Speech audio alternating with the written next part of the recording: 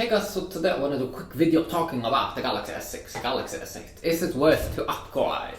Okay, let's talk a little bit about this. Okay, first of all, both are glass phones, but it's a little bit more flat design on the S6. The S8 feels a little bit better on the sides, it's curved a little bit, but that also means that some apps don't use the full display, which kind of sucks.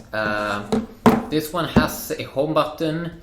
I don't think it has a fingerprint sensor. No, I don't think so. What can I say? I mean, this one is very easy also to hold in the hands, way better than the S7, which has a confusing rounded design on the back, rounded curved design, which is so confusing. But this one, I actually did enjoy the S6, but it came up usually with horrible software, so it was pretty bad speed. You can see here compared to the Galaxy S8, it still also has a pretty, similar UI. It's not that different either. Samsung has been doing pretty good with the symmetry, going from older devices to new devices to keep the same kind of look. But if we take a look at the specs here, okay, so S6 came out 2015 April. 5.8 inch display here. A little bit bigger 5.8 inch display here, 5.8 inch here, 5.1 inch here, and you can see that this one has capacitive buttons built in, so that is nice over there. Gorilla Glass 4 here, same as with the S7. Gorilla Glass 5 there, I don't think it's going to be a major difference. Oh yeah, there is a big difference here, and that is that this one is not water resistant. The S5 was it, if you were carefully putting on the back in a good way. And the S7 also was it. This one doesn't have any IP certification.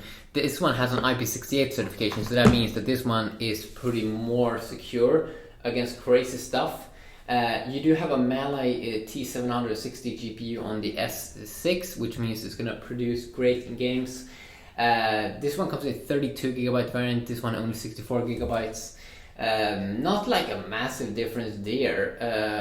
Exynos 7420 inside of the S6 versus Exynos 8895 octa-core on the S8.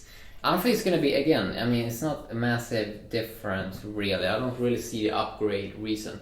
Yes, 5MP front-facing camera here and 8MP here, but then again, as I said in other videos, you can use the phone like this and take a front-facing photo with the superior camera there.